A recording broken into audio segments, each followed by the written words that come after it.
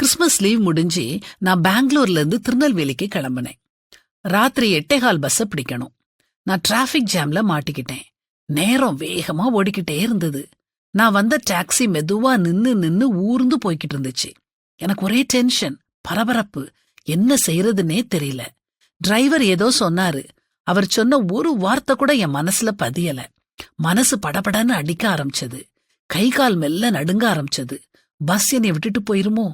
நாளைக்கு duty join பண்ண முடியாதோ? கேஷுவல் லீவ், விடுமுறை எல்லாம் சேர்ந்து தொடர்ந்து 10 நாள் ஆயிட்டுதே. நாளைக்கு வேலையில சேராட்டி எல்லாம் மொத்தமா லாஸ் ஆஃப் பே ஆயிருமே. இப்படி அங்கலாச்சுக்கிட்டே ஒரு பக்கம் பிரார்த்தனை பண்ணிக்கிட்டே இருந்தேன். பெங்களூர் குளிர்லயும் எனக்கு வேர்க்க ஆரம்பிச்சது. அப்புறம் எப்படியோ குறுக்கு வழியில போய் பஸ் ஸ்டாண்டுக்கு வெளியே நின்னுக்கிட்டு இருந்த நான் போக வேண்டிய பஸ்ல வேகமா ஓடி போய் உட்கார்ந்தேன். நான் நார்மல் நிலைமைக்கு வர ஒரு 1/2 மணி நேரம் ஆயிட்டது.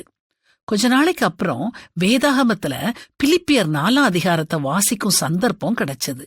அதுல 6ஆம் வசனம் இவ்வாறு சொல்லுது: நீங்கள் ஒன்றுக்கும் கவலைப்படாமல் எல்லாவற்றையும் குறித்து உங்கள் விண்ணப்பங்களை ஸ்தோத்திரத்தோடே கூடிய ஜெபத்தினாலும் வேண்டுதலினாலும் தேவனுக்கு தெரியப்படுத்துங்கள்.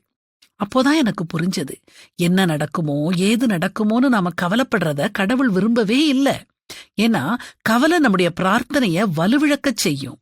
பதட்டப்படாம கடவுள்கிட்ட உதவிய கேட்கணும். இத நாம நம்முடைய பழக்கத்துக்கு கொண்டு வந்தா எல்லா சமயங்கள்லயும் சந்தர்ப்பங்கள்லயும் நாம சந்தோஷமா இருக்கலாம். கவலைப்பட்டுக்கிட்டே பிரார்த்தனை பண்றதுனால ஒரு பிரயோஜனமும் இல்ல. அது நம்முடைய நம்பிக்கையின்மையத்தான் காமிக்குது. நம்ம கைகளை கவலையால பிசைஞ்சுக்கிட்டே கடவுள்கிட்ட கை கூப்பி எதையும் கேட்க முடியாது. அதனால எந்த நிலையிலையும் கைய பிசைறத விடுங்க. கடவுள்கிட்ட கை கூப்ப ஆரம்பிச்சிருங்க. நம்முடைய வேண்டுதல் கடவுளுடைய பார்வையில விலை மதிப்புள்ளது.